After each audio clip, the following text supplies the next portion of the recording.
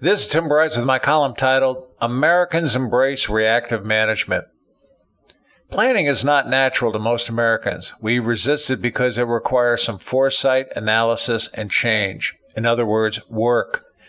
Our history is littered with stories of snafus resulting from poor planning, both large and small. Pearl Harbor, 9/11, and Hurricane Katrina are legendary.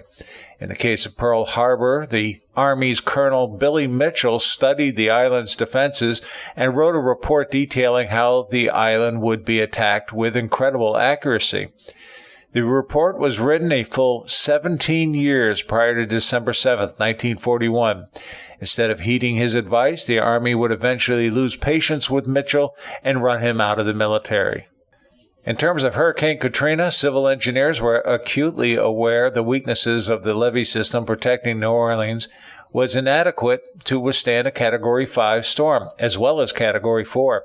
Their warnings, though, unfortunately, went unheeded. Overseas, particularly in Asia, planning is more common. For example, it was incredibly important in the redevelopment of Japan following World War II.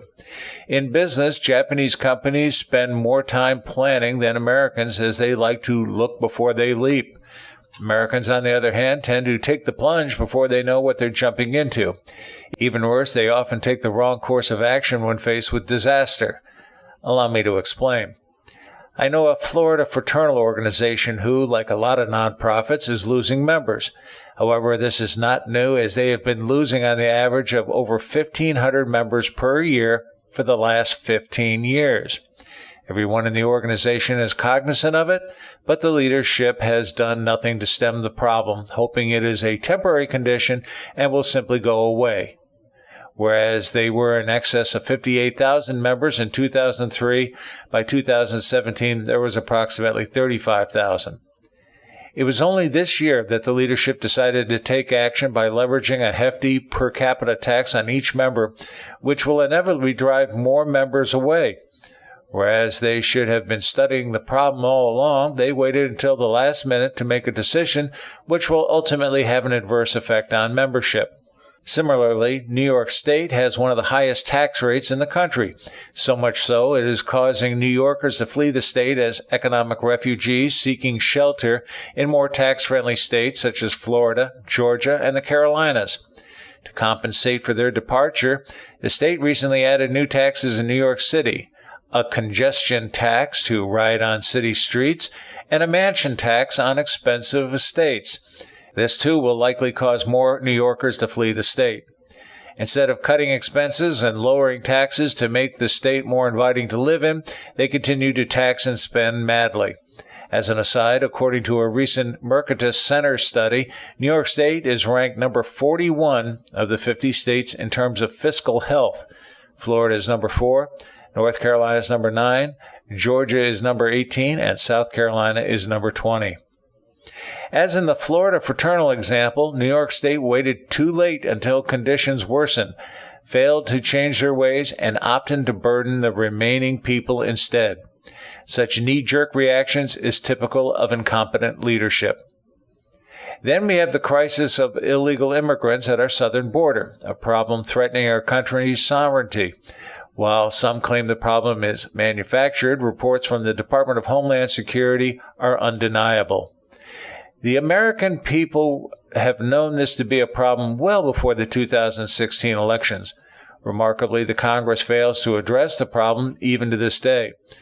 Regardless of the party in power, if this is a legitimate problem, where is the House and Senate in terms of changing our laws?